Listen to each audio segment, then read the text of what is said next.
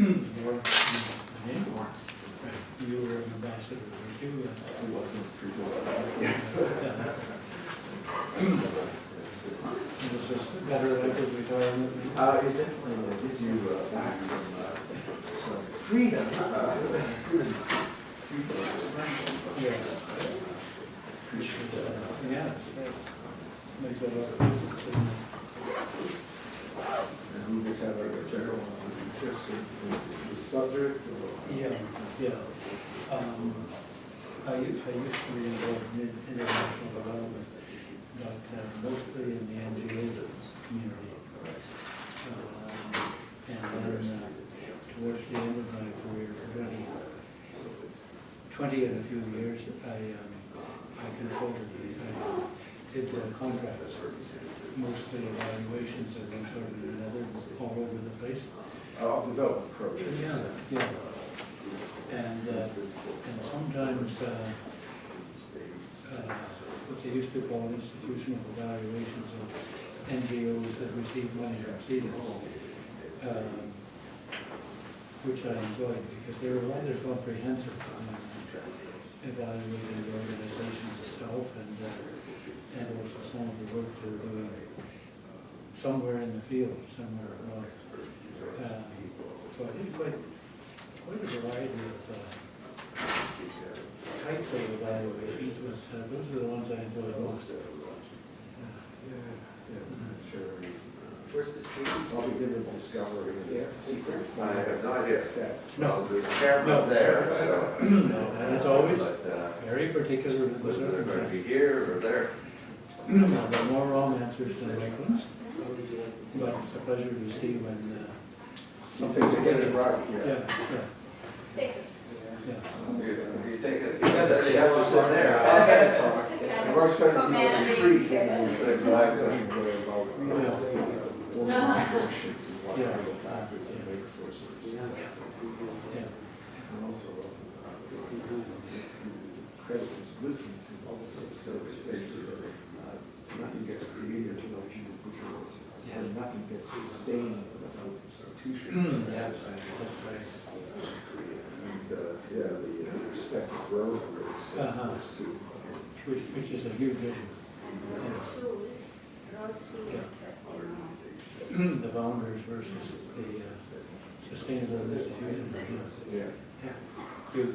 Huge set of issues. Well, It's very satisfying. correct. Yeah. Yeah. Career. It was. Yeah. No, that's the very full and rich life. Maintaining the sort of affiliations with society. Yes, I'm a member of the group of 78, and I sat on various boards, not right at the moment, but most recently Project Cloudshires. I've been on that board for 6 years. And a variety of projects over the years concerned with development and human rights. Cesar Mill. Yes, they are. Yeah.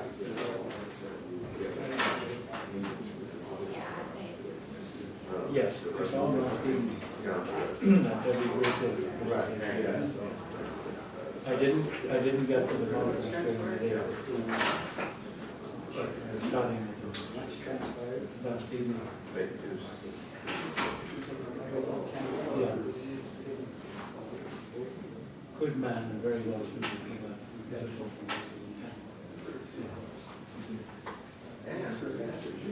Come across an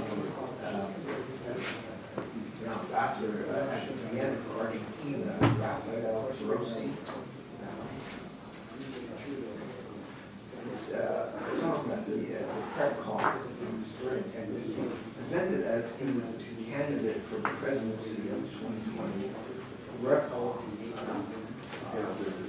and it wasn't clear to me the man was agreed to that or not, but he was presenting himself. I don't know if does Argentina want to. Well, this is, well, that would be problematic because they have a claim on providing that person.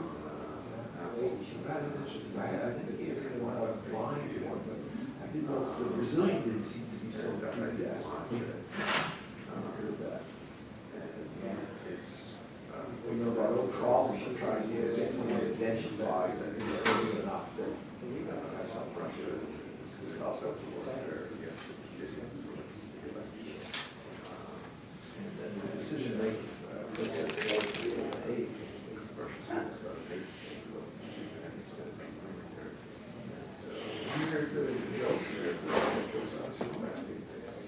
He used to be with a different organization. Yes, he's been 10 years with the Plowshares Fund, you know, with the grant. And he was with Carnegie. Yeah, yeah. It's not, I met him in Geneva. Yeah. And they were, And he's been on Hills and Stafford for a while. Yeah, he's the man, so. You know, that they're working on it, but, Hi. I'm Joe. Hi, Joe. What are you How doing? Stephanie. Nice to Hello, meet you. Stephanie. Yeah. So what are you going to do here?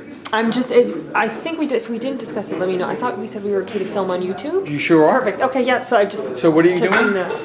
I'm just waiting for Live them on to get YouTube? settled. Huh? Live on YouTube? No, we're not that fancy. Okay. No. So. No, we just post it after the fact, and if there's anything you want to remove, like, No. say, I don't know, his wife called. we can edit it out. It's fine. Like, it's not, yeah. No, that's fine. I just Okay. want to promote it afterwards. Absolutely, yeah, no, we'll tag So you. I have the- Hi, Hi, Stephanie, I'm I'm Stephanie. Ernie. So Yeah. nice to meet Yeah, you. nice- Welcome. nice- Welcome to nice- campus. Nice to, Yeah? yeah, great to be here. Yeah. Yeah, how's the Yeah. Ottawa weather? It's Yeah, always got its it's fans. all- I yeah, know, yeah. I know. Yeah, yeah. It's the time of That's year, for so- him. Yes, that's for So him. that's all fine. Yeah, good. Thanks again for all of your help. That's what I do. That's great. That's what I do. It's literally like copy paste now. You're just kind of yeah. But thank you so much for coming. This will be Yeah, yeah. good. People are looking forward to this. Yeah, good. Yeah. You'll enjoy. So I had said at one point that I wanted to say a couple of things to introduce our organization, but I've just spoken to her, and that's just interrupt the flow. So she's just going to introduce him. And Perfect. Yeah, we Go usually to put on the YouTube page when Yeah, we're taping yeah. this. We usually put like a link to your organization. Yeah, We'll put yeah, like something yeah. that you want to promote. Sure. Because people will go to it and they'll read the description and then they can Yeah. just click on it. So Yeah. Okay. great, wonderful. Great. So you can go ahead up front, and just so you know, there's like a ban. I mean, I hate people always look at me crazy when I explain this. There's a ban on plastic water bottles on campus. It's like cigarettes. It's great. So we give away these to all of our guests, and they keep them. It's got water already. What? It's a fresh water. Yeah, it's got, I get to keep this? Yeah, like if you, yeah, for sure. Yeah. There's water already in it. So, but I know Great, people look at great. me like sideways. No, I'm like, no. really, I it's think cigarettes. I was just telling. I'm sorry. What was the name? Rita. Rita. Yeah. I was just telling Rita that I've become obsessed with how much plastic I'm consuming. There was the whole thing about plastic straws that I didn't realize. And you know, I now reject plastic straws, but of course I have the plastic cup, I have the plastic creamer, I have the plastic salad bowl, it's everywhere. It's absurd. I know. If you go to, I mean, I can't shop at Whole Foods all the time, but you can bring your own things to Whole Foods. Yes, And yes. like for chicken breast, we'll put it in a container. So I've started, Oh, well, there you go. Yes. I was in line to get breakfast for vacation at Cape Cod this summer, and the young woman in front of me said, you know, when you serve the pancakes, because you already put the maple syrup on it, because you want to eliminate the little plastic cup. Now that's silly. No, But then but I it got my adds up. pancakes, and there was the plastic cup. It adds up. It really does. So now she's convinced me. Yeah. Now Cool. she's convinced me. Yeah. Well, thanks for coming, by the way. Thanks. Yeah, it should be interesting. You are all welcome to sit at the table. No, but you're I will- probably yeah. there because you want to leave early?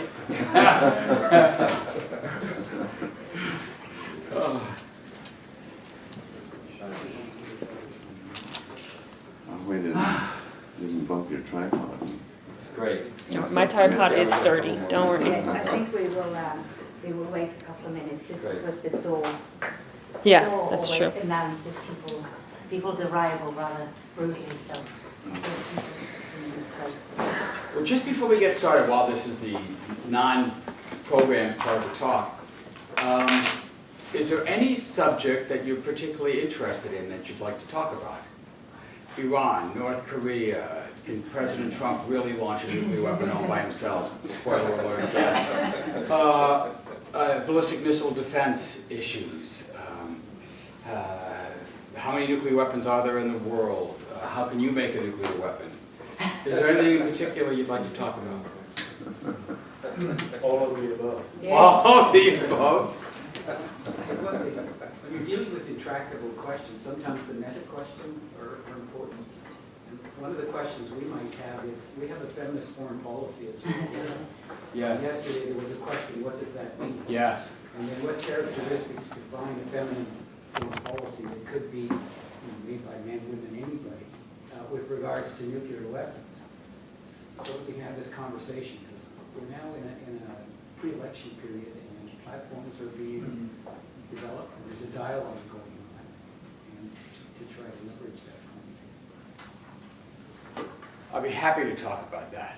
It turns out we've become, at Plowshares Fund, involved in that very issue, and maybe we can explore it together. Before we get, Oh, one one more. more, yes.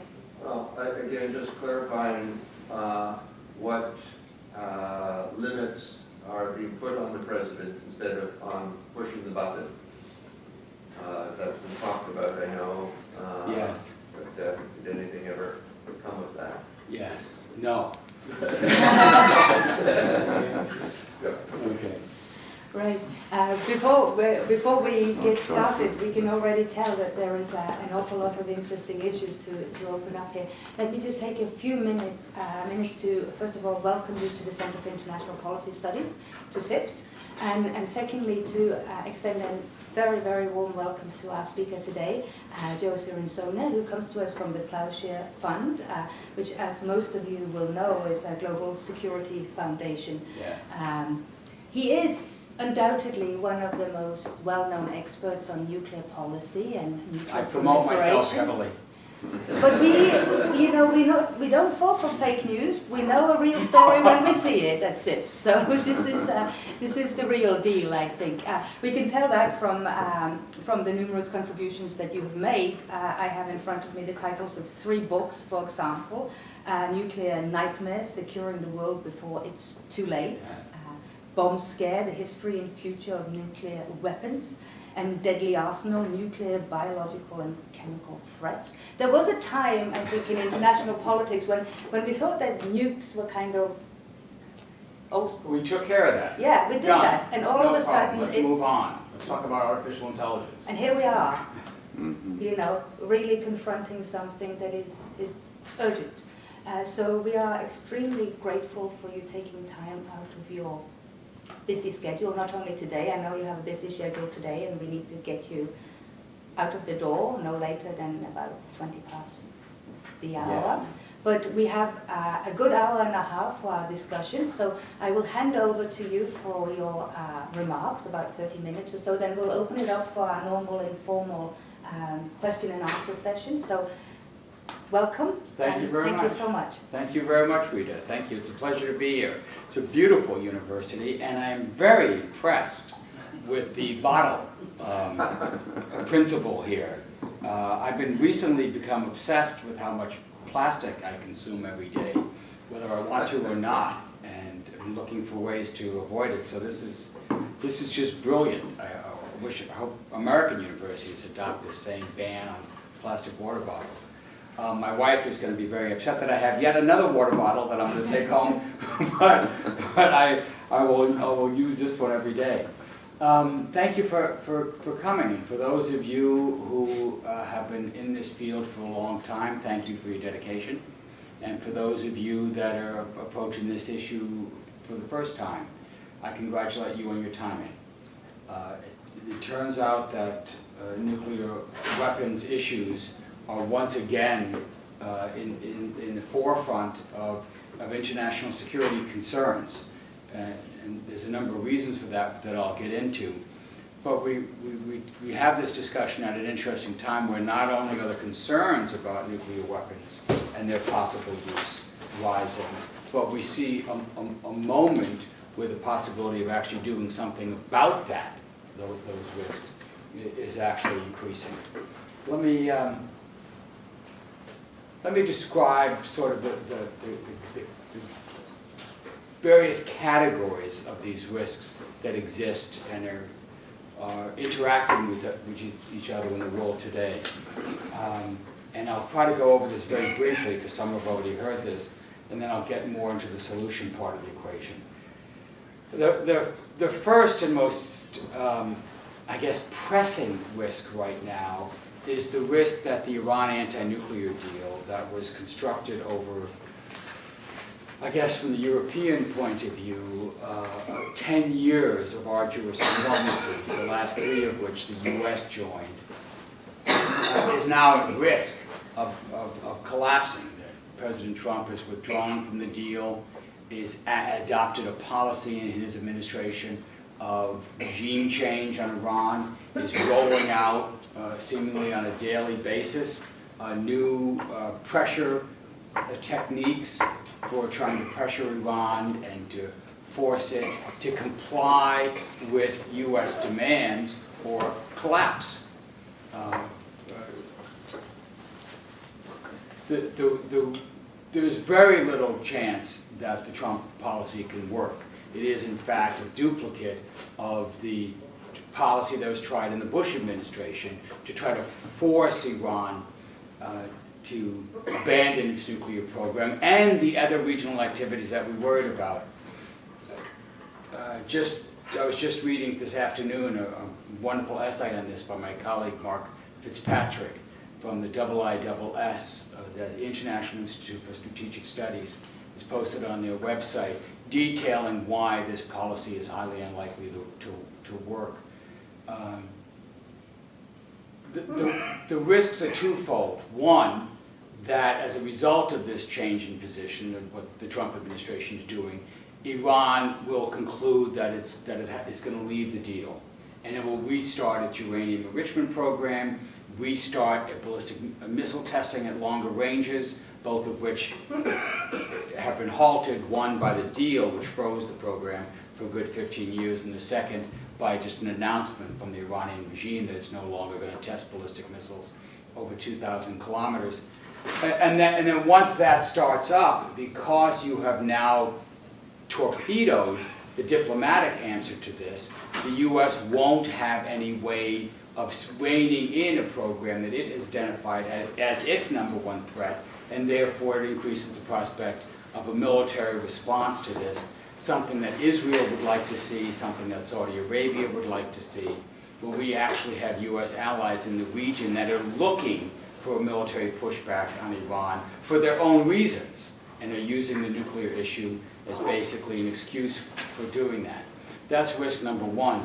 Risk number two is that Iran stays in the deal, which it is intending to do. I was just up in New York last week and met with President Rouhani of Iran with a group of about 25 Americans, and we had an extensive discussion with him. And he indicated two things very clearly. One is that as long as the other parties to the deal remain in it, that's the European Union and the nations represented in the talks, Russia and China, that Iran would stay in it.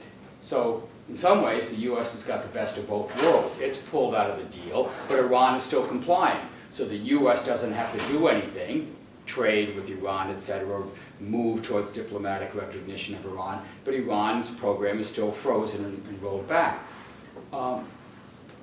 He also indicated that he was not interested in having any talks with the United States at this time. As he put it, you know, you have put the barrel of a gun to our head, and now you're telling us to sit down. You know, we won't do that. Iran will never respond to this kind of pressure. We're not going to start talking to you, which would justify the pressure that the U.S. is putting on. U.S. has to come into compliance first. In other words, the way he said it was, the U.S. has to remove the threat first. That Iran is in compliance with the agreement, the U.S. has to come back into compliance, then we can sit down and talk about these other issues. Since I think the U.S. is unlikely to do that, we're heading into a protracted period of rising tension, and that gets us to the second risk. The U.S. isn't going to do that. There isn't going to be a diplomatic off-ramp, so you have an all-pressure campaign with no way to resolve it. No way to resolve it. So the pressure builds and builds and builds, and any spark could set it off. And you see by pressure building, one example, National Security Advisor John Bolton said last week that U.S. combat forces in Syria, now about 2,000 U.S. troops, are going to stay in Syria until Iran leaves. So giving them a new combat mission in Syria. The Revolutionary Guard has about 10,000 troops there. Iran has no intention of leaving Syria anytime soon. This isn't a justification for what they've done and their support for the brutal Assad regime and their role in the massacre of hundreds of thousands of innocent Syrians. It's just a fact of life that that's not going to result voluntarily from Iran. So you can see the tensions building, and then to add to it, Iran is doing its own provocations. Just 2 days ago, launching missile strikes into Syria that hit ISIS targets, the force that it claims, and ISIS has claimed itself, is responsible for the terrorist attack on the Iranian military parade 2 weeks ago. The Iranian version of this is that ISIS did the attack, but they're backed somehow by America, Israel, and Saudi Arabia, without any evidence of that being true. The U.S., for its part, says that ISIS is a creature of Iran. So John Bolton is starting to take a page from the Iraq playbook and try to link a regime it wants to overthrow with the terrorist threat that we are already at war with. You can see where the dotted lines lead. So you run a great risk that one side or the other will make a miscalculation, make a mistake, respond in the wrong way, and that could be the spark that sets off a conflict in the region that could quickly spiral out of control, because there are those in the region and in the American government that want to escalate a fight. They believe the Iranian regime is on the edge of collapse. They believe that it is highly unpopular. They look at the demonstrations that are taking place in Iran, and they believe we just need a sharp blow, a bloody nose to push them back, says Saudi Arabia and Israel. And this is what you need to put Iran back in the box it was in back in 2003, before we invaded Iraq and took out the major barrier to Iranian expansion, the Iraqi regime of Saddam Hussein, which had in fact pushed them back. Before we had toppled the Taliban in Afghanistan, another enemy of the Iranian regime that had also boxed them in. We removed those barriers.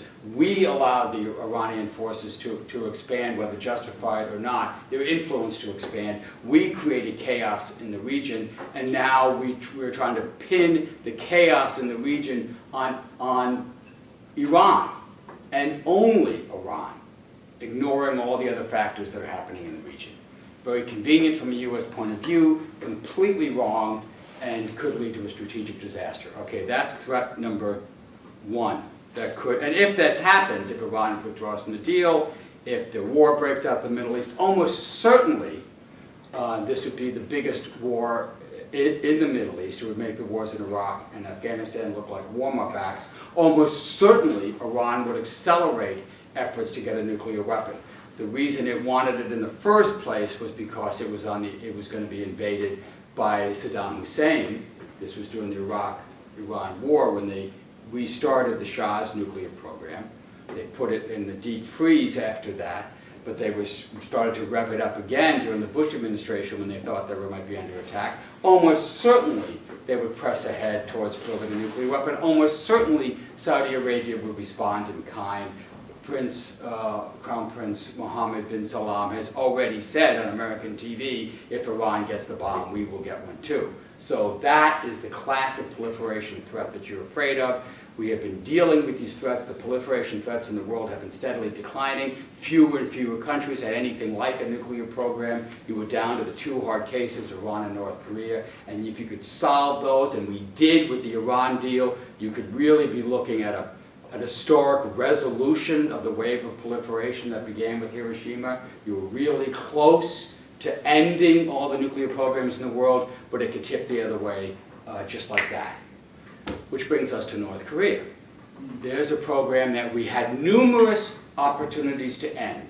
We had numerous opportunities to come to a negotiated agreement with that country that would stop it. We were this close on many occasions, and it's my view that the North Korean nuclear program was not resolved peacefully diplomatically because of divisions in the American side, not duplicity and intransigence on the North Korean side, which there was. There was duplicity, there was intransigence on the North Korean side, but we had several times come to an agreement that was working, that had frozen the plutonium program, for example, the stuff that's used to make a bomb, that had stopped the missile program, for example. Both of those were stopped for 8 years, starting in the 1990s. But we pulled out of the deal when the Bush administration came in, and when the Bush administration realized its mistake in the second term of George W. Bush and tried to renegotiate a deal under Condoleezza Rice, we actually had a deal, but, and I've talked extensively to Christopher Hill, the ambassador who negotiated this deal, and he writes about this in his book, and he's no friend of the North Koreans, that they had inked the deal, and no sooner had they inked the deal than Vice President Dick Cheney, working with John Bolton, this guy keeps popping up, John Bolton had put in place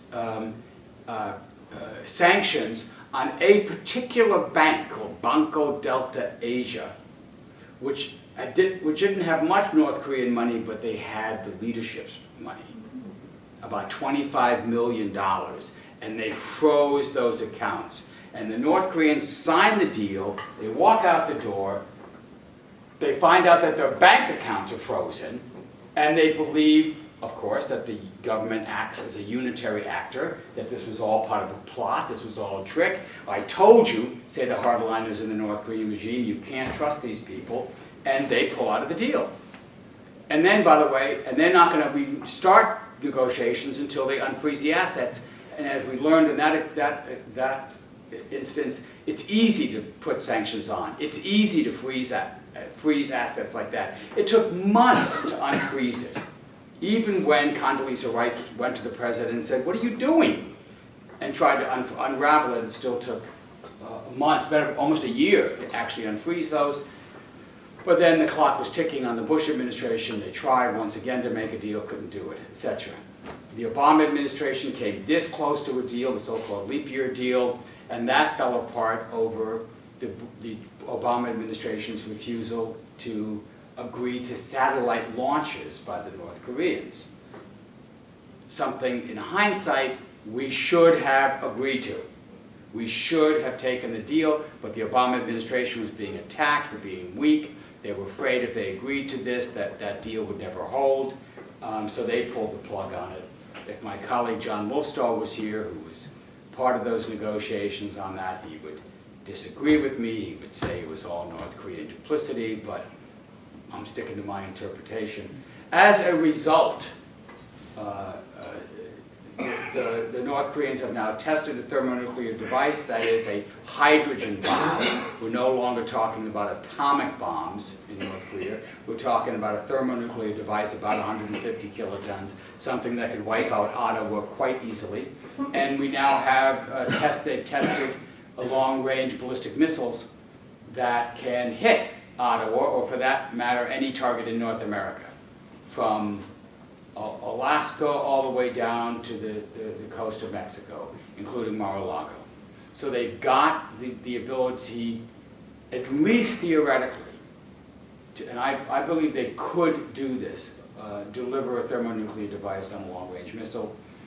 Remarkably, President Trump, after threatening war with North Korea for the first year of his term, flipped in March of this year, accepted an invitation by Kim Jong-un to meet with him, something that the Kim dynasty has been trying to get American presidents to do since the Kim dynasty began, and that Donald Trump, for whatever reason, misunderstanding the significance of this gesture, wanting to change the subject, accepted the invitation, flipping the traditional script.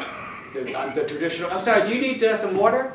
Ma'am, do you need some water or anything? You want to take a break? You okay? Yeah. I got water, I haven't touched it yet. Okay. Traditionally, the idea was, and this is Republicans and Democrats, you work out the details of a nuclear agreement, you sign, seal, and deliver it, then you get a meeting with the President of the United States. That's the cherry on the sundae. Then you get to talk about a peace treaty, what the Kim regime wants, to change the strategic relationship with the United States, to guarantee that the regime will continue to exist. Their number one goal is security. Their number one goal is longevity. Their number one goal is to keep this mafia control, Korean mafia control of the Korean people that they have in North Korea. They want to preserve their dynasty. So if you can work out a deal where they give up the nukes and you help them stay in power forever, they were willing to, that's the deal they wanted, and they may still want it. And by flipping the script, by giving him the Singapore summit, by giving him assurances that the U.S. would end its hostile relations with North Korea, Trump may have inadvertently stumbled onto a formula for success. There's a real possibility this could work. And Kim has made some dramatic pronouncements on what he is willing to do, most recently to dismantle the production facility at Yongbyon. That's where the plutonium is made. That's where they have a uranium enrichment facility. Is that all of their capability? No, but it is a lot of their capability. I mean, this is a serious offer. And if you doubt me, read the Bulletin of Atomic Scientists. My colleague Sig Hecker, the former director of Los Alamos Nuclear Laboratory, writes a column on exactly this, and he's visited Yongbyon on numerous occasions. What do the North Koreans want to do? What do they want for that? They want something that's really easy for us to give. They want the United States to declare an end to the Korean War. I just met with President Moon of South Korea last week as well. It was a hell of a couple of days in New York. And he, just coming back from the summit with the North Korean leader in Pyongyang, delivered the same message. He agrees with Kim that the U.S. has to take this step. And they, he said, North and South, are moving independently towards a joint declaration of the end of the Korean War, which they could take, but it's much more meaningful to have the U.S. join them. There are some indications that Mike Pompeo, the Secretary of State, is willing to do that when he visits Pyongyang next week, I think. Next week. This is something the U.S. had been saying they wouldn't do, that the demand from the administration, headed by John Bolton, that he would made this condition, was that no, North Korea had to dismantle its entire nuclear arsenal within 1 year, and then the United States would take these kinds of steps. Mike Pompeo said, well, look, in his latest offer, 70% of the weapons have to be dismantled in 2 years, in time for the 2020 election. I mean, Pompeo's no jerk.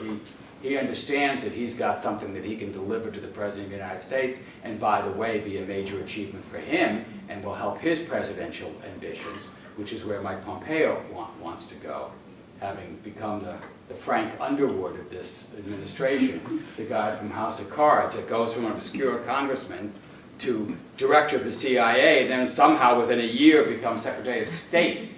Who does that? Well, Mike Pompeo does that.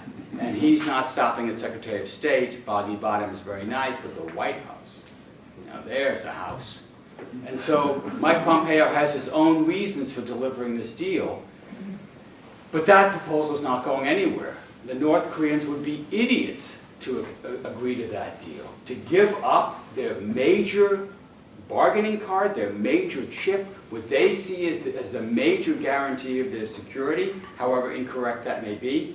They're not going to give that up in exchange for a promise and a handshake. They want the United States to demonstrate that it truly wants to transform its regime, and this is the administration, not just the president. So can we get there? Can he declare the end of hostilities? Can we talk about a peace treaty? Can the North Koreans actually start dismantling part of their infrastructure? Can we roll it back and freeze it? By the way, if this is sounding a lot like the Iran deal, it is. This is the way one would do something like this, and the only way you can do something like this when there's so much mistrust between the parties. And can we then maybe look at the elimination of nuclear weapons over the next 5 to 10 years in North Korea? Maybe. Maybe. And so everything we can do in civil society, in allied governments, to encourage this process, to push back the forces who think that regime change in North Korea is a viable option, and push forward the forces that are arguing for a diplomatic solution, that are convincing the president that he can do this step by step, and it's not going to happen all at once, that is all to the good.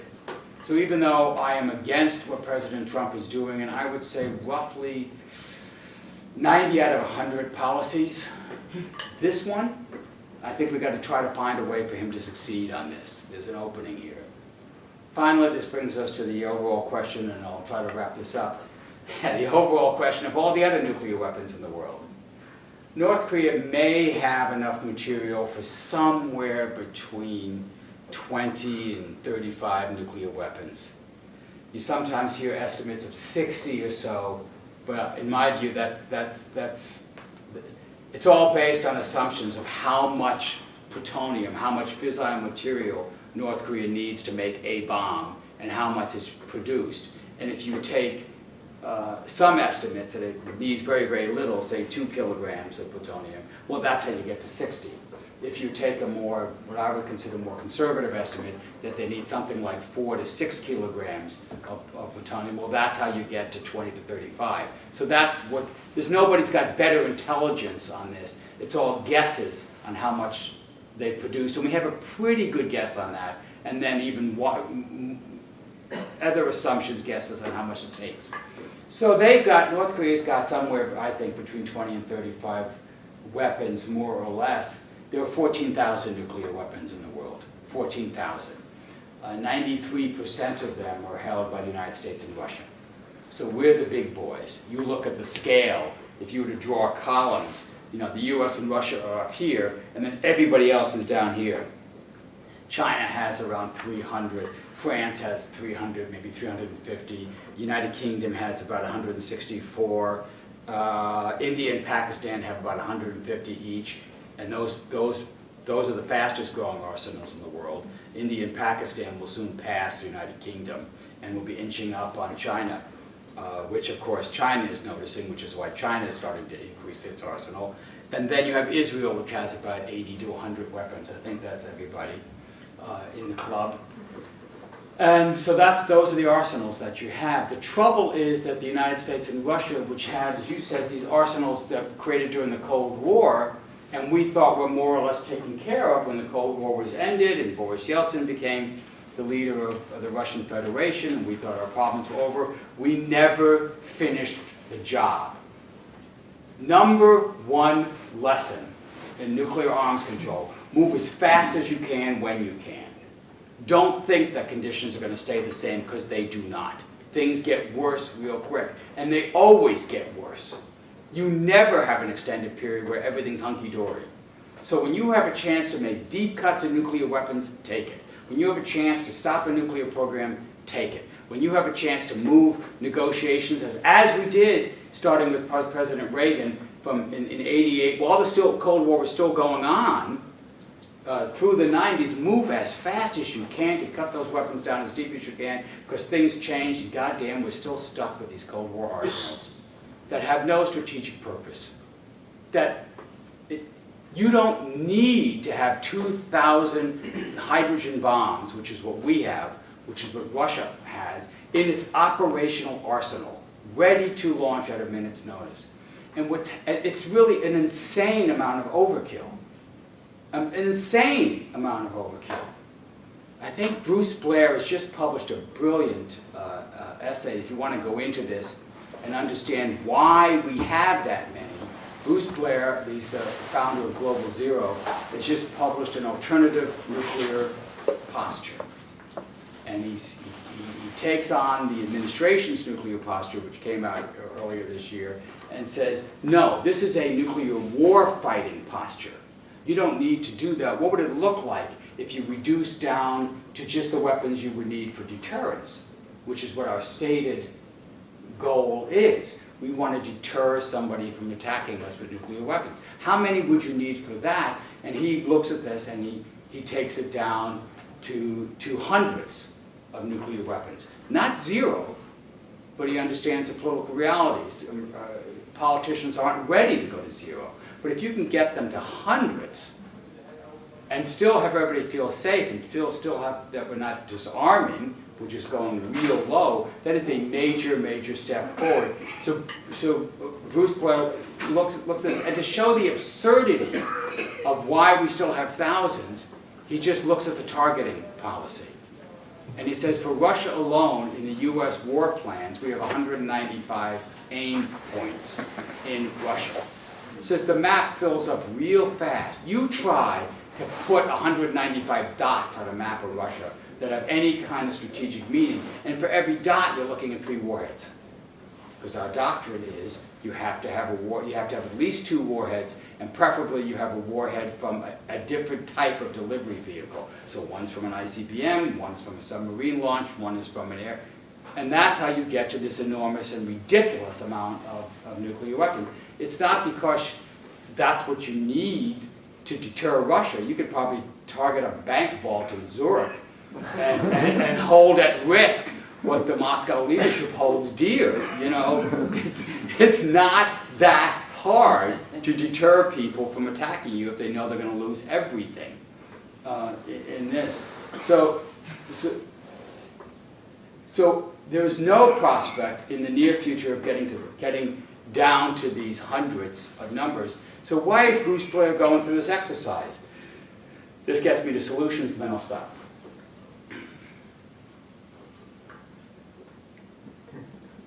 When you deal with a problem like nuclear warfare, like nuclear policy, or climate change, or eliminating global poverty, or increasing the role and voices and power of women in the world, you are in for the long haul.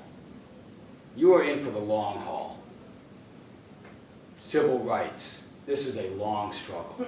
So when you do something like this, you've got to have your eye on the horizon. You've got to understand where you want to go. What is a reasonable long-term strategic objective? And then you've got to have a number of near-term steps that you can take that can help you advance down that road. And you've got to train your children to do this too, because it's probably going to take longer than your lifetime. In other words, you've got to have a plan that gets broad public support. That it's not one Nobel Peace Prize, you know. It's not one brilliant suggestion. It's not one movie. It's not one TV show. It's not one politician. You got to go in this for the long road. And so people like Bruce Blair and some of the people around this table today, you know, have been working this issue for a very long time, and you keep advancing it. And one of the reasons to do it now, to be interested in this now, is not just that the risks are growing. One of our advisors is former Secretary of Defense Bill Perry. He says the risk of a nuclear use is greater now than it was at almost any point during the Cold War. And this is a guy who went through the Cuban Missile Crisis. It's greater now, for the reasons I outlined in the first 30 minutes of this talk. And you now have another moment where you have the chance to change the policy. Some of it might be able to be changed while Trump is president, for example, North Korea. But we may have a moment to change it with the elections of 2020, when another president would be elected. We may have a chance to change it with the elections of 2018. I'm just talking about America now, when the Democrats might take over the House of Representatives and therefore take over the committee and therefore start to have control over the nuclear weapons budget, or at least a role in controlling the nuclear weapons budget. And so if those political shifts happen, if there's this moment that opens up, what's the policy? What are you going to do? And now is the time to be hammering out that policy and to be building support for this. And let me get personal for a minute. During the last presidential campaign, I was a senior advisor to Bernie Sanders, and I was proud to do it. I had a long talk with him about this once, which is about the amount of time Bernie Sanders spent on this issue. He was much more concerned about a whole lot of other things, mostly domestic policy, economic policy, social justice policies. And this just wasn't a big part of his equation. I don't know if Bernie Sanders is going to run for president again, but he's bringing the team back together. He has gathered a group of advisors to hammer out a national security policy, and a big part of that is nuclear. And you can bet that other people are doing this too, whether you're Elizabeth Warren or Kirsten Gillibrand or Kamala Harris or Cory Booker or Governor Inslee from Washington State.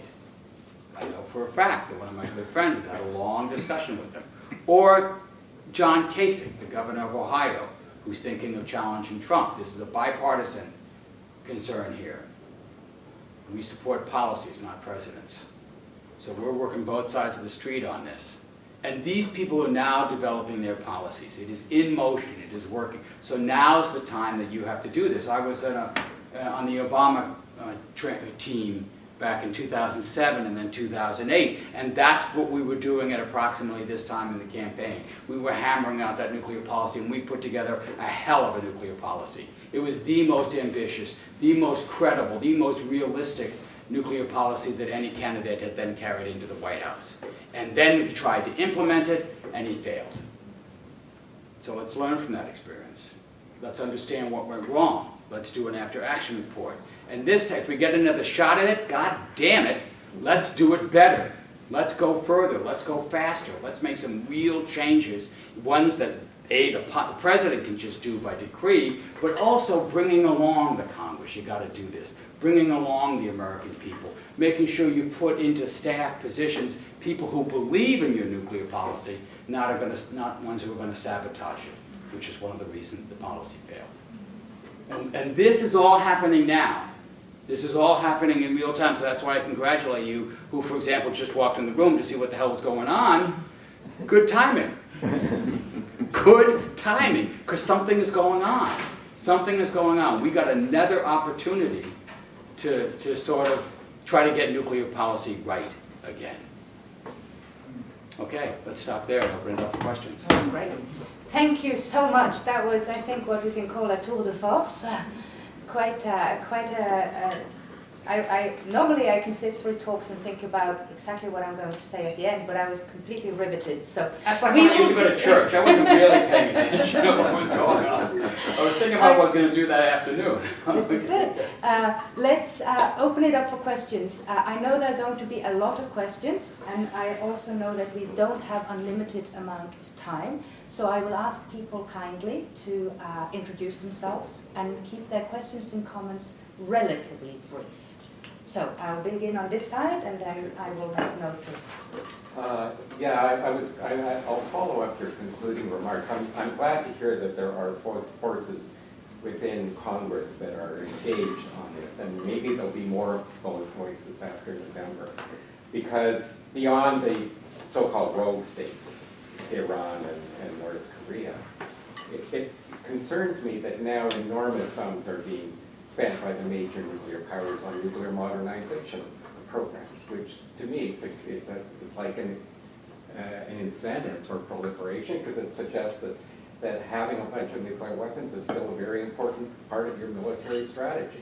So anything that can kind of put some kind of constraint on that would be great. 20 years ago, I worked on the only Canadian parliamentary report on nuclear weapons policy, which was requested by then Foreign Minister Laurie Axworthy. Well, there hasn't been one since. And I have to say I'm rather disappointed about Canadian leadership, or lack of leadership, if you will, on these issues like the UN Convention and so on. So I wonder if you have any suggestions about how to motivate or put pressure on the Canadian political leaders to become more engaged in this, and that kind of will support those voices that you have referred to in the U.S. Congress, to try and bring some sense to this. I mean, when countries are spending hundreds of millions of dollars modernizing what signal does that give to the rest of the world? I'm going to take two questions at a time, Sure. if you don't mind. Please. Yes.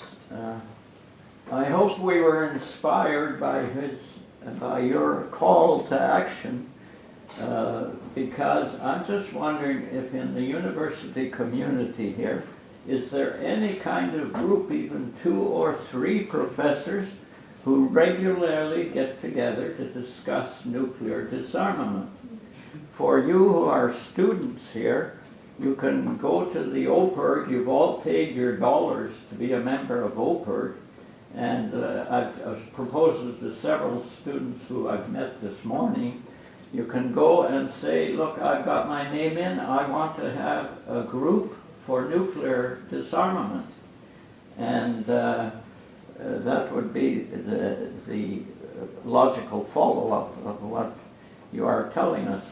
And I did check in the library, when you get your nuclear, does anyone here know of any group in this university that is committed to talk about nuclear disarmament rather than just one time off like this? No one knows anything. You see, we're doing nothing. Thousands of you are not talking about the fact that the world is going to be to an end before the end of this conference with a little mistake with a radar or a rocket system. Now, I went to your library, and there are 3 of your books here in the library. Well, that's good. Unfortunately, none of them are out now. I'll write a new book. And then, but there's a 4th one. There is your electronic book. Do you know about the electronic book? Go ahead. It's What's called Repairing the Regime. Preparing the Regime? Yeah. Is that only electronic? I think it's out of print, yes. Oh, well, It's an old book. so it was in print, It was in print, yes. but it's out. That was, Let's get to the questions. yeah, okay. Thank you. So let me Anyway, answer. the other 3 are there. You can go right after Thanks. this meeting and Thanks. withdraw them. But What- there's a more important book just what- came No, out. we have to move on now, thank you. No, but I wanted to talk about the book that's called The Doomsday Machine. Your library has it. It is now out till October the 12th. I would hope. They tell me at the library that it's only you professors. Got it. Let me talk about the Doomsday book. Please. The Doomsday Thank book is you. written by Dan Ellsberg. You probably know Dan Ellsberg from the Pentagon Papers fame and a recent movie just written about the Washington Post's role in publishing the papers. One of the great pleasures of my life is that I know Dan Ellsberg and consider him a friend and have had long conversations, which are probably the only kind of conversations you can have with Dan, long conversations about this, and just this year. And I brought him to my class. I teach a seminar on nuclear policy at Georgetown University, and he came, and it was the best class of the year until we met Madeleine Albright, and then that was the best class of the year. But Dan was riveting, and his book is first rate. So I agree with you. It's called The Doomsday Machine, and it tells the story of how when he stole the Pentagon Papers about the U.S. involvement in Vietnam, he also stole an even larger number of papers about the nuclear war plan, which concerned him as much as Vietnam. And he fully intended to publish them, but never was able to for reasons he describes in the book. But now all those documents have been declassified, thanks to steady work by non-government researchers to declassify them, and he tells the story of the war plan. So you want to know how we got to this crazy point where in the 1980s there were 70,000 nuclear weapons in the world, where the US had 35,000 nuclear weapons? He explains it in great, understandable, riveting detail. It is probably the best book written on the nuclear issue, and it's way better than mine. It's way better than mine. It's much more readable, so read The Doomsday Machine. What can you do to convince politicians? Not Well, to spend more money. Well, when John F. Kennedy was a politician who came to office very concerned about this issue as president. And one of the things he did was negotiate with the Soviet Union. He was trying to get an end to nuclear testing. He wanted what they called a comprehensive test ban treaty. So no nuclear testing would be allowed. He couldn't quite get the deal. We should have accepted the Russian terms, by the way, in hindsight. We should have reached a better compromise. But he was beset by his own political problems, couldn't get the deal, but he got a limited test ban treaty. One that outlawed nuclear tests above ground, in outer space or underwater, which is why countries don't do that anymore. Even countries that haven't signed that treaty, like North Korea, which are not legally bound to do their tests underground, still do their tests underground. Because part of the thing that treaty did was create this norm that you don't do this. Very interesting.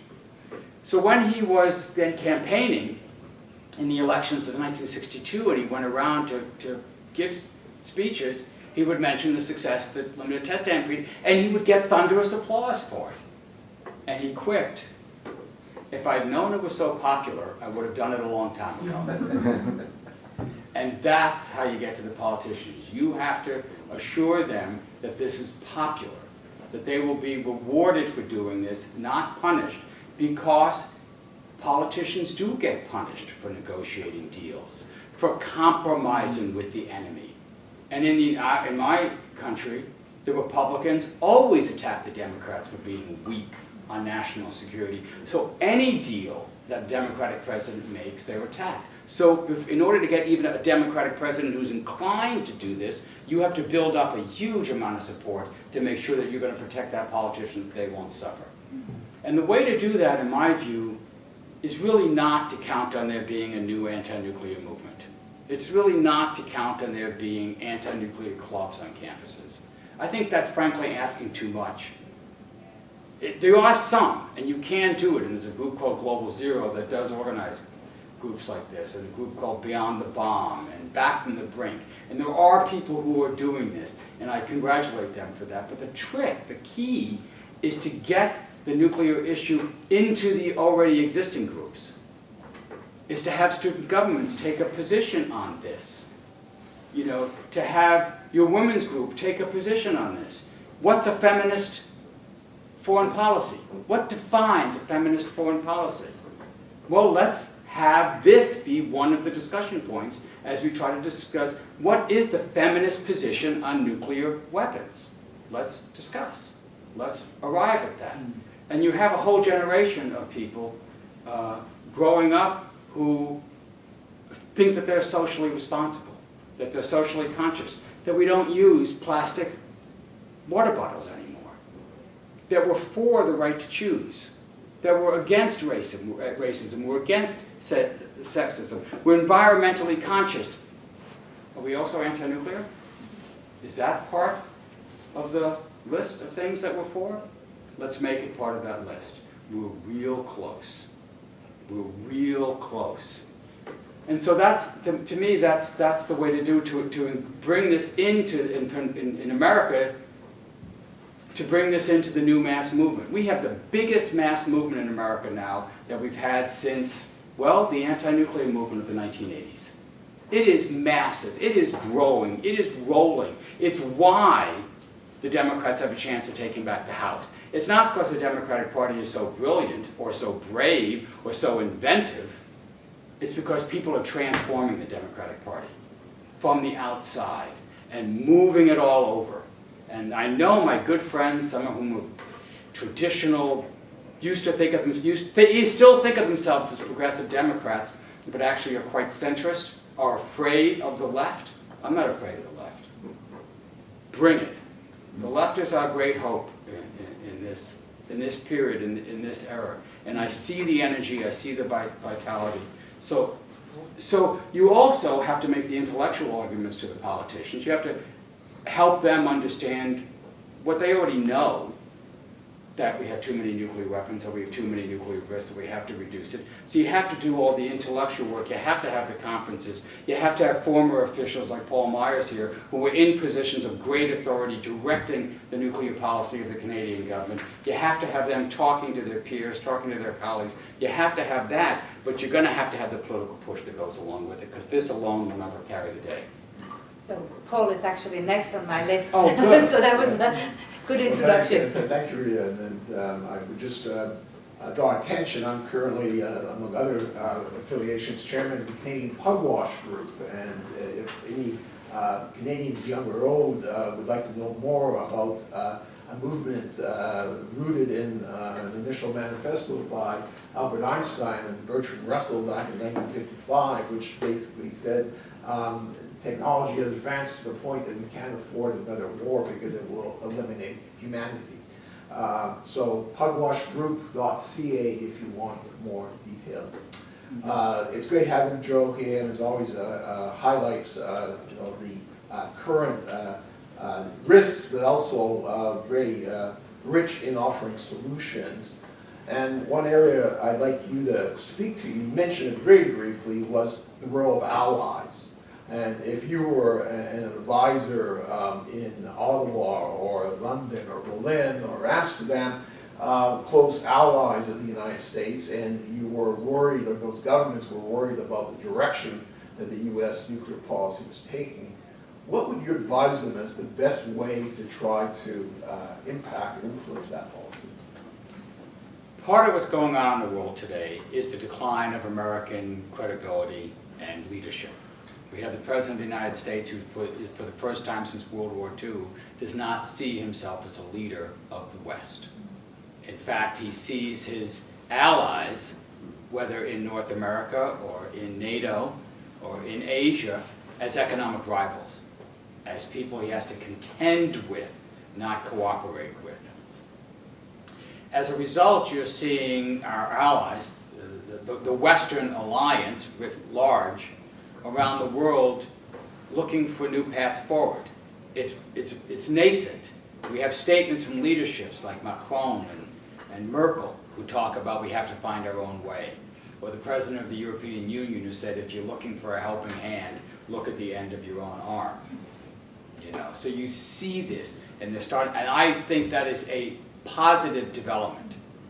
As an American, as somebody who lives in a country that has dominated world affairs for almost 70 years, I think it's about time to shift the balance. I think this is a good thing to have a little more equality in this alliance, and I think it shows some of the mistake from my neocon friends who preach a gospel of benign hegemony, who argue that the U.S. should be unconstrained, that these international treaties that impose limitations on America should be shucked aside, and institutions should be sucked aside, because America will do what's best for America, and that will be what's best for the world. And you see a perverted version of this in Trump's sovereignty doctrine that he's now pronouncing. And if anything should show the fallacy of that argument, it's the possibility that this unfettered U.S. power could wreak havoc on the world. That it's possible for the United States to be a hegemon that is not benign. So we want, as much as we can, to build up a system of international laws, of international institutions, of international restraints that restrain all countries without exception. So I do not believe in American exceptionalism. I disagree with my mentor and colleague, Madeleine Albright. We are not the indispensable nation. You can do things without us. Now, we're still the major economic and military and cultural and diplomatic power in the world. This is not a change that's going to happen quickly, but we've got to be pushing this forward. So I would encourage my colleagues in allied nations to be developing alternative joint strategies. The European Union is the best example so far, but you could also look at President Moon and what is he doing on his own peninsula. He wants U.S. support, but he's not waiting for U.S. support. They are driving the process. The Koreans are driving the process here. It's a very interesting development. I would also say that U.S. politicians, when they're developing their own, particularly security policies, always ask the question, what do the allies think? What do the allies think? They don't want to advance a position that will be denounced by allied leaders. They would like to have a position that will reach support among allied leaders. Especially if you're running for president, you want to show that you know what you're talking about, that you understand the terrain, that you can be trusted to be the commander-in-chief for the American military forces. And so therefore you want to show that your views are welcome abroad. So it becomes very important that the Allies welcome policies that are advanced during this period that, that they see as advancing their interest, that they see as advancing the international interest, and that are, in my view, are reducing nuclear risks. And they can play a very large role. So there's I would say, as an American, I would like the Allies to be working with American politicians quietly, behind the scenes, talking to them, pay visits to the 20-some possible presidential candidates in both parties, open up lines of communication with them, tell them what you would like to see. I would say publicly, be advancing your own policies. You don't like what the United States is doing on the Iran deal, let it be known. And you see it happening. You saw it at the UN just last week. The president wanted to have a UN Security Council meeting focused on denouncing Iran. That was the plan. That's what he wanted to do. And what happened? His own aides had to tell him, if you do that, you will be isolated. You will be isolated. There won't be, of the 15 people around the table, there will be one that agrees with you, and that's you. And that's it. And in fact, when they modified the hearing to be more general, people took the opportunity around the table to express their support for the Iran deal. And that is a good thing. That is not showing weakness. We have to get over this idea that differences of opinion with the United States are somehow weakening the alliance, which is what the Allies have always done. We don't want to air our grievances in public. This only helps Russia. And Russia is a real threat, and Russia is seeking to divide the alliance, but we have to get over the idea that somehow preventing divisions in the alliance means robotic agreement with the U.S. position. I have a question over there, and then I'll come to the back. Thanks so much, sir, for your nice presentation. I'm just an immigrant in town with a PhD in political science, so just want to comment on very briefly on two topics that I guess also deserve some attention. One of them is when we are talking about the nuclear proliferation, we are mentioning only state actors. But the Syrian example showed us that the non-state actors can also use weapons of mass destruction. So I guess there's a threat like this also brewing somewhere that we need to be careful. If it escalates to Iran, we don't know what can come out from that box. Maybe your comments on this would be insightful in this point. And also the second thing, what about Pakistan? You just briefly mentioned. Oh, yeah. But something is brewing over there too. They are not stable, and the contention between the military and civilian leadership is growing. So it can lead to something else, and they are the signatory to NPT treaty. So your comments on that would be Pakistan, got it. First, weapons of mass destruction. In my book, Deadly Arsenals, I say that I do not use the phrase weapons of mass destruction. I think it is a terrible conflation of different threats that require vastly different solutions. Chemical weapons, which is what we saw used in Syria, even primitive chemical weapons. We're talking mainly about chlorine bombs, you know, very primitive weapons, or even biological weapons. These can create mass casualties, it's true, but it is orders of magnitude less destructive than even a small atomic bomb, let alone a hydrogen bomb. You know, so they're in a class by themselves. So that's why when I wrote my book, Deadly Arsenals, I de-aggregate them. You know, nuclear, chemical, and biological threats. And there's different threats, different things you could do with. Thanks to the Chemical Weapons Convention and the Biological Weapons Convention, and Canada played a leading role in both of those, we have banned chemical and biological weapons. This used to be a part of every state's arsenal. When I was in the Armed Services Committee staff, the big debate in the 1980s was over with the Army's proposal to build a new chemical weapon, a so-called Big I bomb, a binary bomb that would combine in flight two harmless chemicals into a deadly nerve gas that would kill on contact. One drop would kill you. That's the kind of VX and sarin threat that you face today. The Reagan administration was totally for it. The Army warned us if we did not have a response in kind to Warsaw Pact chemical weapons, soldiers would die. It split the Congress in half. Couldn't get a resolution on this issue, and George H.W. Bush solved the problem by saying no one should have chemical weapons. And he led the way in 1991 to the creation with the work of close allies, and Paul can speak to this, to the Chemical Weapons Convention that banned chemical weapons. Are they completely gone from the world? No. And you still see them in small uses, but that is the exception. That is the exception. They're no longer in Europe. They're no longer in major countries' arsenals. They're taboo. No one acknowledges having chemical weapons. Same with bioweapons, which were eliminated under a treaty that had no verification procedures and still doesn't, the Biological Weapons Convention. Banned them. Well, now people are trying to do the same on nuclear weapons.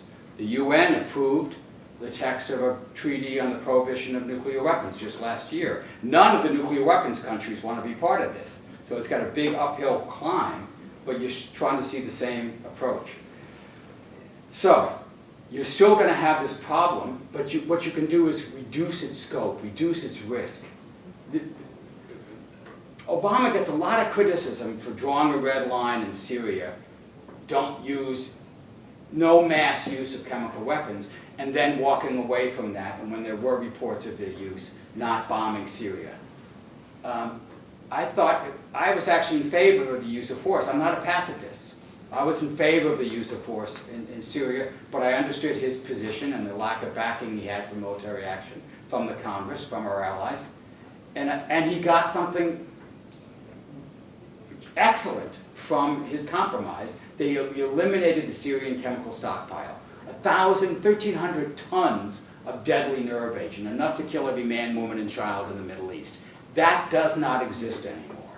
That was one of the last major chemical stockpiles in the world. This is a major advance. So yes, we still suffer from this. Yes, it's still a problem, but it's not on the scale that we once was globally or even regionally. Pakistan. There's a chapter in my book, Nuclear Nightmares, called the most dangerous country on earth. It's not us, although we're a contender. It's Pakistan. It's not Iran, it's not North Korea, it's Pakistan. Because it's not because of their ethnicity it's because of the combination of risk factors.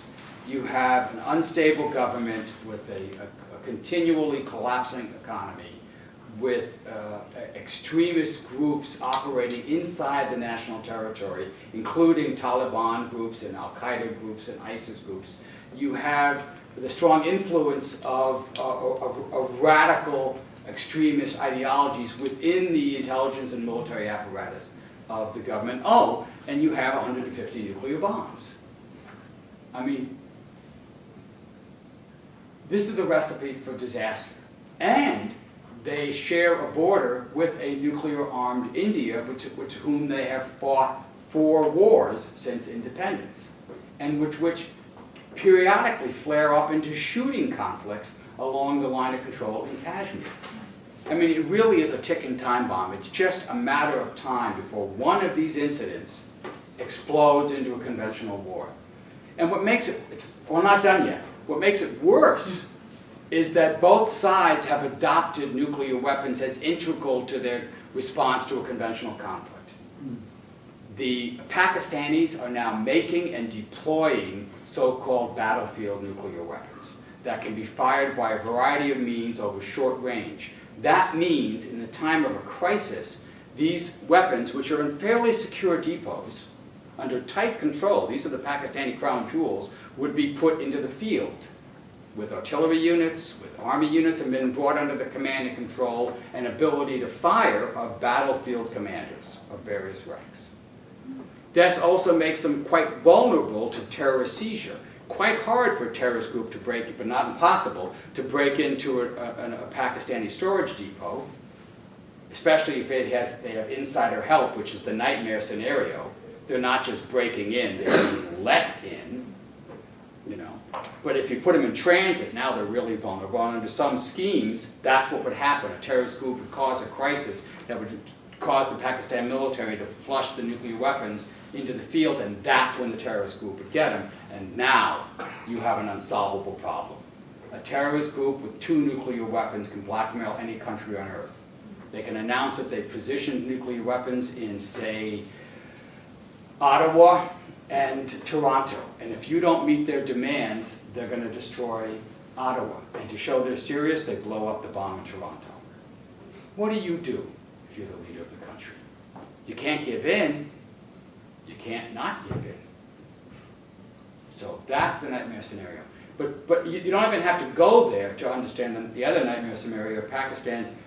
If India, in response to this Pakistani threat, have announced that they would use nuclear weapons first. They flipped their position just recently. And that if conventional war breaks out, they would use nuclear weapons to knock out the Pakistani nuclear weapons. This has just happened in the last couple of years.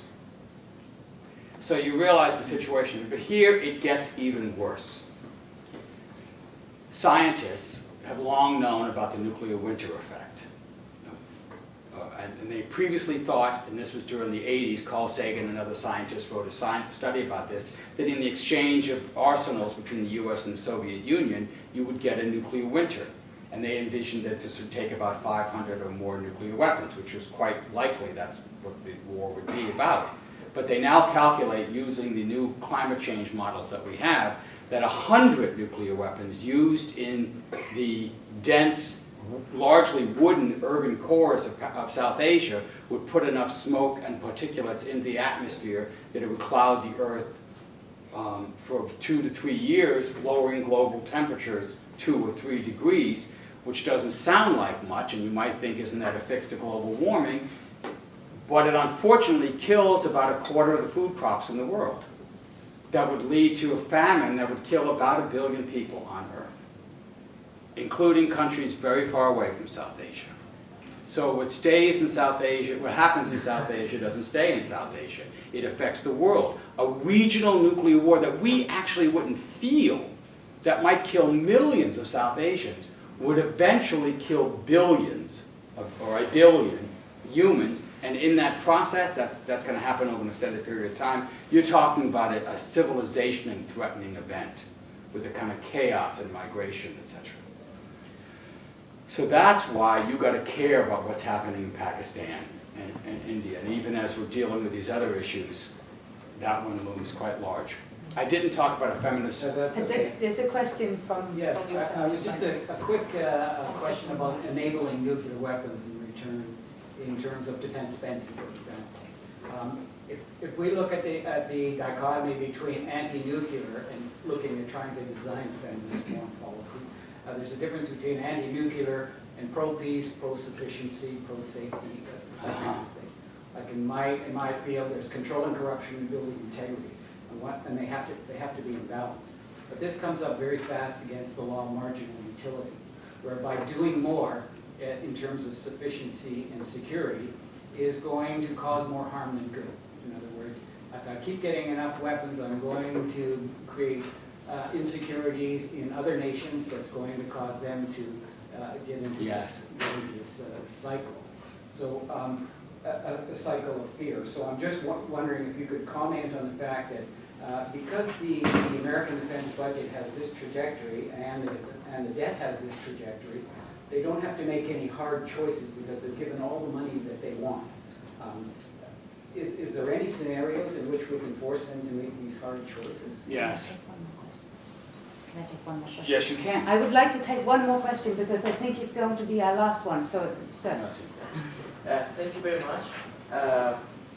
Accidentally, I am Iranian, so I thank you for your positive prospect about Iran deal. And you know that Iranian people were very positive about this and about the encouragement of President Obama for doing that and passing the resolution in the Security Council. As you know, the Iranian people and Iranian government, they are not proud of having or building a nuclear bomb, and it's not part of defense paradigm of Iran. As Prime Minister of Iran, Javad Zarif, said sometimes that nuclear bombs do not bring any security or do not bring any anything of better to anybody. So Iran and Iranian people and Iranian government, they put aside completely the nuclear bomb as they saw it as a threat to the world peace. So Iran is now under continuous supervision of IAEA and additional protocol.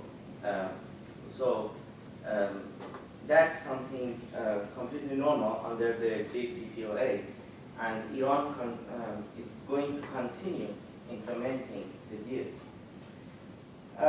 The only thing that was just a comment, but I was just asking your opinion about nuclear facilities in Israel, because they are not under supervision of IAEA as Iranian facilities are.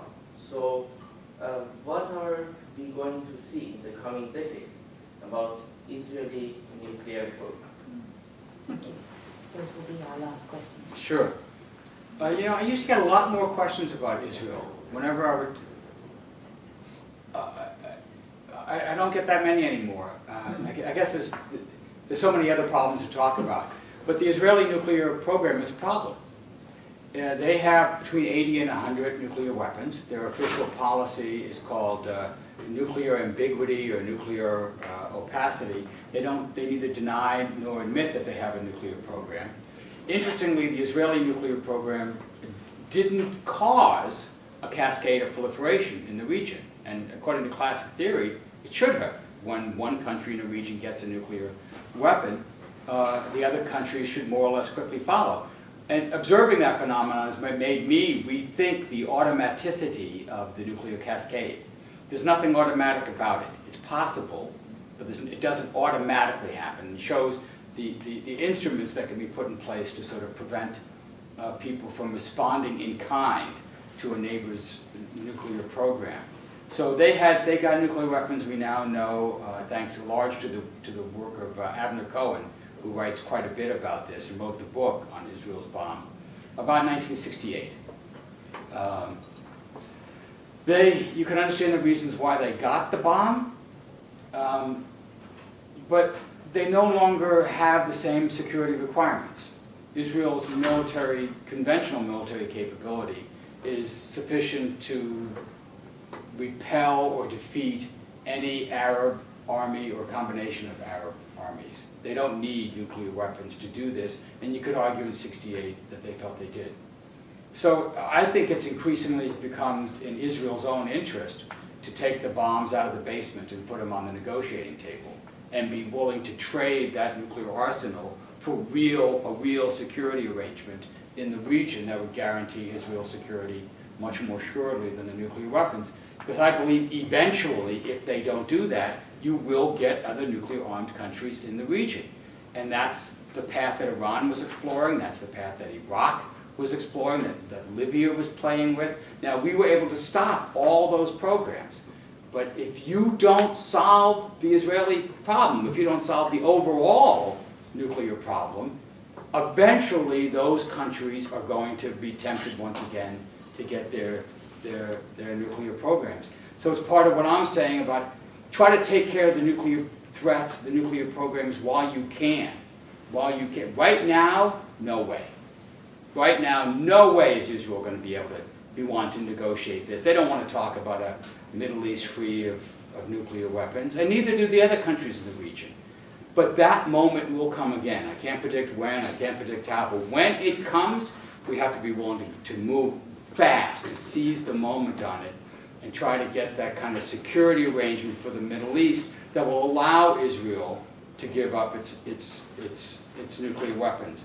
They're not the cause of proliferation right now, but they will be the justification for proliferation sometime in the future. Money. Nuclear weapons are expensive. People keep arguing that they're not, that they only represent 5% of the military budget, I hear.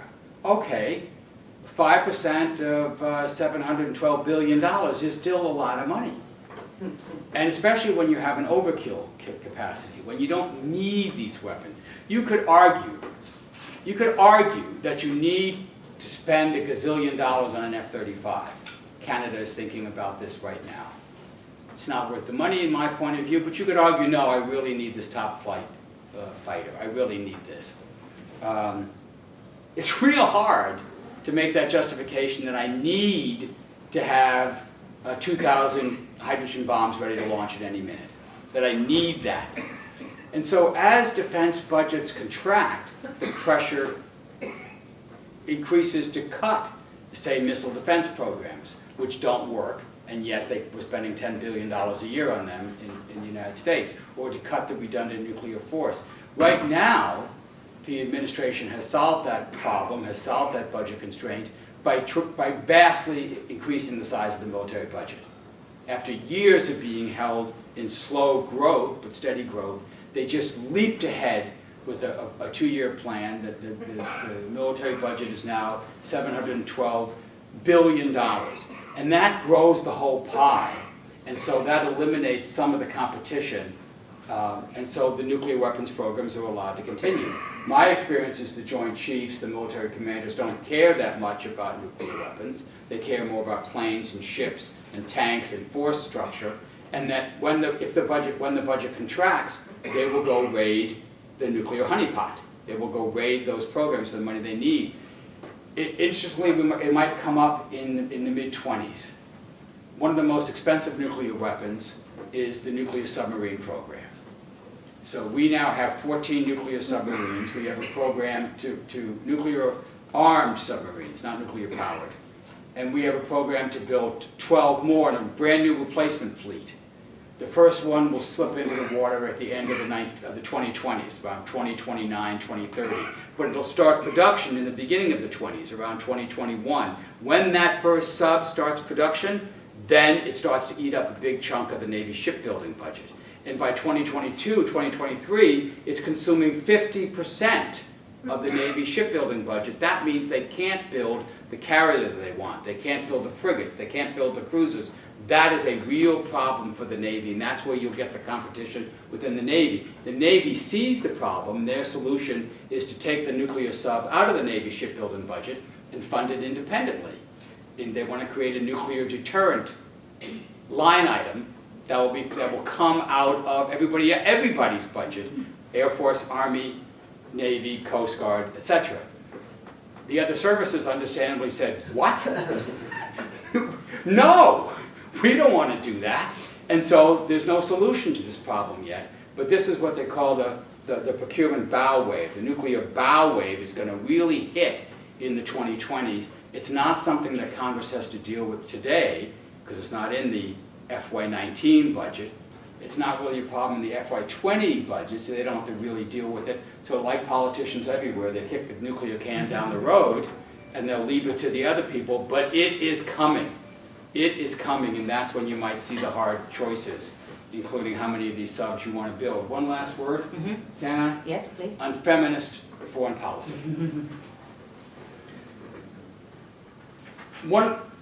I would say the biggest movement in the United States today is the women's movement. I would say women are in the leadership roles of the social movements in the United States above and beyond the women's movement. They're in the leadership of the anti-nuclear movement in the world today. Beatrice Finn, the head of ICANN, just won the Nobel Prize. A Canadian citizen, a woman got the co-prize, that also got the medal, shared the prize. Women's organizations are starting to broaden out and talk about issues other than increasing the rights and power and authority of women. And you see this as they move into leadership positions. If the elections go as people expect in the United States, we're going to have an unprecedented number of women in the House of Congress. We might, in the House of Representatives. We might have an unprecedented number of women in the Senate. And so they're starting to take on these leadership roles, and so they start to face the issue of, well, what do I believe about national security? What are my feminist beliefs about nuclear weapons? And you see this starting to happen, and you see it also in organizations like non-government organizations like me. So I'm the male leader of a largely women-staffed organization. Huh. My executive director is a man also. So what do we do about that? How do we address that? Where are the grants that we give? We give away about $5 million a year. Do they go to men? Do they go disproportionately to men? So for the first time in our history, we have started to track this. And so the first thing you want to do is understand what's going on. And by intentionally looking at our grants, we raised the proportion of grants that go to women-led projects from 35% 2 years ago to 48% this year. And we're adopting it as a goal to fund equally women and male projects. We're adopting it as a principle that we will no longer participate in all male or all women panels. Fortunately, I have not violated that rule today. So we won't do that anymore, and we want to work with our sister foundations to get a joint position on consciously raising the role and voices of women in this field, because it's our belief that nuclear risks affect everybody equally. So everybody equally should be part of the decision-making process that decides what our policy should be. That is not the case today, and we got to make it the case. And our belief is that when you do that, when you increase the diversity in the decision-making process in government and in non-government, you get better policies. You have more perspectives. You have more voices. It's not just a question of rights. It's a question of getting it right, of getting the policy right. And goddamn, it hasn't worked out pretty well so far with all men making the decisions. And if you think that the reason they call it the nuclear priesthood, it is men all the way down. And one of the things you want to do is change that. And so that's why one of my great hopes is as the women's power increases its role, as it rolls through the American political system, they will carry with them these values into our national security policies, and in so doing, change national security policy and change nuclear policy. Thank you. So,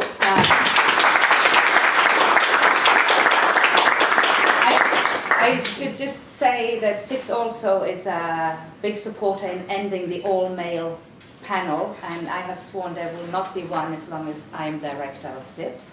So we'll stick with that one. Right, we got to stay with it.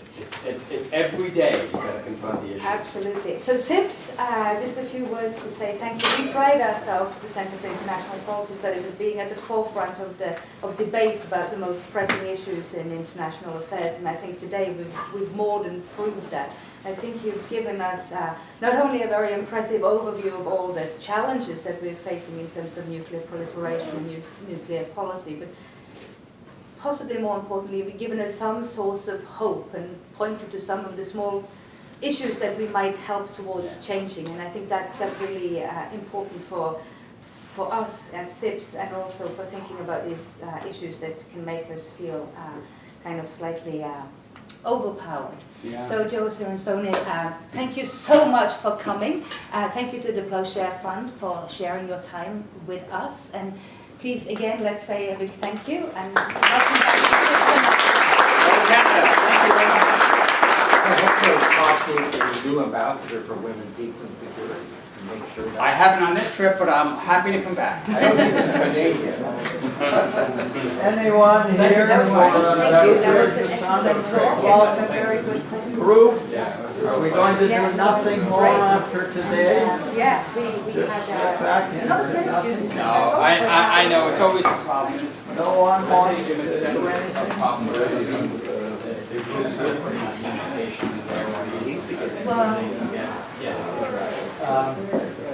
That's, I'm not going anywhere. No, well, we are, yeah. Conference or have a seminar. No, we should do that. So thank you so much again. I know you have to get going, and I do. So I'll get Stephanie to send you a link to. We'll get her to send you a link to the. I think I have any more cards. No, but she got the details, so she Okay, got good. these details. So Ace she of Awards will, card. Okay. That's, she will let you know There when you the go, link here's my is last up. card. Excellent. Okay, thank you. Thank you so much. It's a real pleasure It meeting was you. wonderful. Thank you so much. And then he Good luck. Thank you. It has all that. Yes, yes, it goes into all the